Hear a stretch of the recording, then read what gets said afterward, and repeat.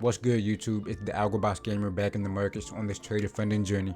Take a look at the risk disclosure statement and let's get to it.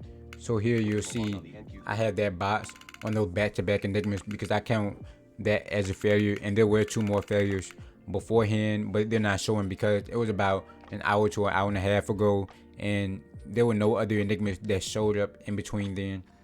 So because that session start came in right before 350, I wasn't really able to capitalize on that first enigma because of course the speed would have been too fast.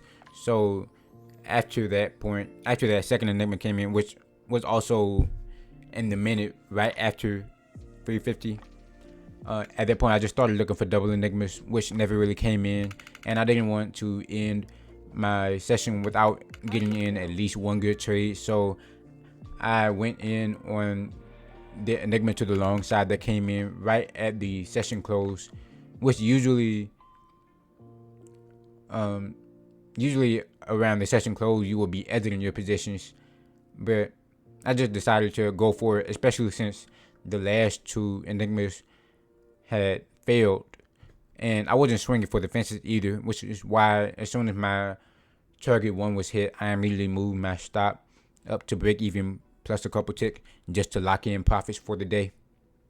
And at this time it looked like the price was going to go ahead and stay inside of this accumulation zone, so I just went ahead and closed it out before it hit my stop, knowing it was after 4 o'clock. I'm not really trying to push my luck at this point.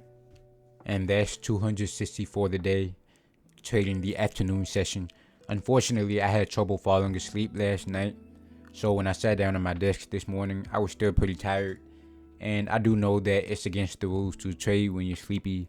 So knowing that, I had to sit out the morning session, but I will definitely make it to the morning session for tomorrow, because of course we all know that that's when most of the action for the day usually happens. So until then, I'll catch you all on the flip side.